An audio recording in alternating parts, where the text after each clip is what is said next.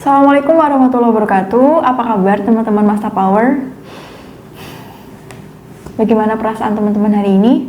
Toxic friendship. Pernah nggak sih kamu merasa ketika berteman dengan seseorang bukannya energi lebih yang kamu dapatkan, tapi malah sebaliknya? Kamu merasa energimu semakin terkuras, kamu merasa capek, kamu merasa emosi kamu semakin lelah. Pernahkah kalian merasakan seperti itu? Ketika kalian merasakan seperti itu, patut diteliti kembali apakah kalian berada di circle pertemanan yang tepat atau justru circle pertemanan yang toksik. Ya, karena untuk mengidentifikasi apakah aku berada di circle pertemanan yang toksik atau enggak itu agak membingungkan sih kadang-kadang. Karena teman yang toksik ini akan membuat diri kamu seolah-olah mempertanyakan diri kamu sendiri. Apakah aku sudah melakukan hal yang salah ya? Apakah aku salah dalam melakukan hal ini ya? Sehingga membuat dia sakit hati dan sebagainya. Kamu akan semakin merasa self-esteemmu semakin rendah tanpa kamu sadari. Nah, berdasarkan dari permintaan komentar ini, yang menurut aku ini baik dan sangat penting untuk di-share juga, kita akan bahas tentang bagaimana sih ciri-ciri toxic friendship itu sendiri dan bagaimana cara mengatasinya kalau kamu terlibat dalam toxic friendship dan agak kesulitan untuk keluar dari sana. Jadi tonton videonya sampai akhir ya. Oke, toxic friendship. Jadi pertama, ciri-ciri kalau seseorang itu adalah teman yang toksik adalah dia sering melontarkan komentar-komentar negatif atau sering mengucapkan kata-kata negatif yang secara gak sadar membuat kamu merasa semakin down, membuat kamu merasa kayaknya kata-kata dia itu bener deh. Jangan-jangan aku seperti ini ya, hingga akhirnya itu berkecamuk di kepala kamu dan menyebabkan hari-hari kamu terganggu karena pikiran-pikiran itu, menyebabkan kamu jadi overthinking, menyebabkan kamu jadi ragu sama diri kamu sendiri. Itu adalah tanda kalau dia adalah toxic friend yang harus kamu hindari. Yang kedua, dia cenderung mengabaikan perasaan temannya dan sebaliknya, dia menggunakan perasaannya untuk mendominasi. Kamu pernah nggak mengalami ini atau merasakan tanda-tanda ini? Kemudian yang ketiga, mereka ketika berdua sama kamu atau hanya cuma kamu aja yang ada di sekitar mereka akan menampakkan diri mereka sebenarnya kayak nggak begitu care sama kamu. Tapi kalau di hadapan orang lain, wah dia care-nya luar biasa. Itu adalah tanda ketiga kalau teman itu adalah toxic. Kemudian yang keempat, ketika terjadi sesuatu, dia akan membuat sebuah situasi di mana seolah-olah kamulah yang salah di dalamnya. Dia adalah korbannya. Play victim. Ya, dia akan seolah-olah merasa dirinya yang menderita, dia seolah-olah yang menjadi korban ketika terjadi sesuatu, dan kamu akan dilibatkan atau ditempatkan di situasi di mana kamu akan merasa bersalah terhadap apa yang kamu lakukan sehingga menyakiti dia. You feel like you are the bad person, padahal tidak seperti itu.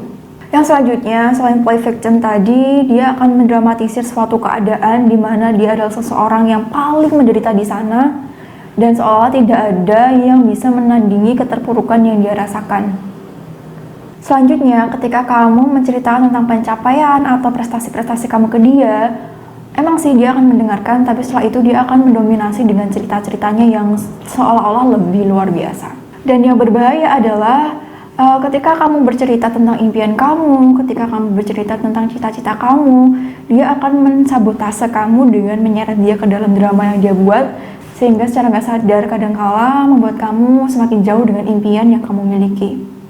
Nah, jadi itu adalah beberapa tanda dari toxic friend. Ketika kamu mengalami salah satunya saja, perlu diwaspadai dan perlu diteliti kembali apakah dia layak berada di circle pertemanan kamu, apakah dia nanti akan membuat kamu tumbuh atau sebaliknya, menyeret kamu ke dalam sesuatu yang kurang baik. Nah, saran dari aku adalah karena kamu berharga, lebih baik kamu segera mengatasi ini. Karena kamu sendiri yang berhak memilih circle pertemanan mana sih yang membangun kamu secara personal dan mengimprove kamu, bukan malah sebaliknya. Karena seperti yang kita tahu ya, kehidupan kita sehari-hari itu juga menentukan bagaimana kita di masa depan.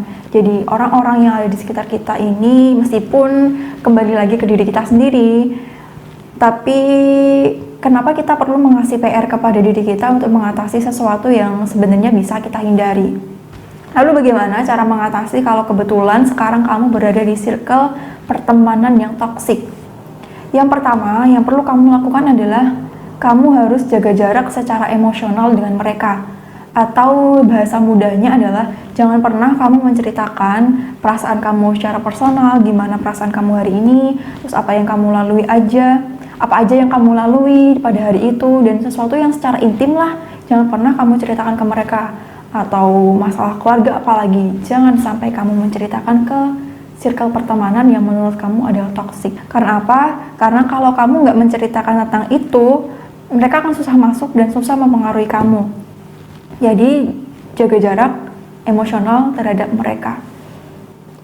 Beda lagi kalau kamu menceritakan aku hari ini lagi sedih nih, bla bla bla bla bla bla bla dan sebagainya, dia akan mudah sekali mempengaruhi dengan menyentuh emosional kamu pada saat itu. Karena perlu teman-teman tahu, ketika seseorang berada pada emosi yang kurang stabil, kemudian dia menerima masukan atau saran dari seseorang dalam bentuk apapun, itu akan lebih mudah masuk. Karena salah satu syarat gimana bawah sadar bisa dirubah itu adalah menyentuh sisi emosi.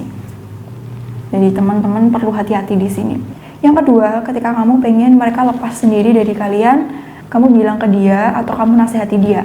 Contoh seperti ini, ketika kamu mungkin diajak nongkrong gak jelas seperti itu karena udah terlalu sering, kamu merasa itu kurang bermanfaat dan merugikan diri kamu secara finansial dan juga waktu, kamu bilang ke dia kalau kamu pengen fokus belajar misalnya seperti itu, atau kamu bilang ke dia bahwa waktu yang kamu miliki saat ini itu sangat berharga, jadi akan aku usahakan untuk kugunakan dalam hal-hal yang bermanfaat. Karena setelah aku tahu, aku habis nonton tausiah misalnya, membuang-buang waktu adalah sebuah kesia-siaan yang tidak boleh kita lakukan dan itu dosa. Nah, ketika kamu berbicara seperti ini kepada mereka, selanjutnya kemungkinan besar mereka akan males lagi ngajak kamu dan mereka akan menghindar secara sendirinya. Kalau memang mereka adalah teman kamu, mungkin mereka bisa ikut nasihat yang kamu sampaikan, tapi ternyata kalau mereka punya keyakinan sendiri dan memilih mempertahankan kebiasaan mereka yang pengen kamu hindari, it's okay. Berarti kamu hebat, kamu bisa memutuskan mana sih yang lebih berguna buat kamu dan mana yang enggak. Jadi seperti itu teman-teman, semoga video ini bermanfaat.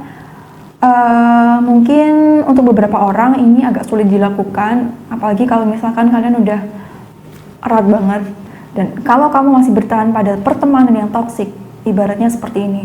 Kamu misalnya alergi sama seafood, tapi kamu maksa untuk makan padahal tubuh kamu nolak. Tentu yang sakit nanti adalah kamu sendiri kan nantinya. Jadi mohon disayang dirinya, maksud aku diri kamu.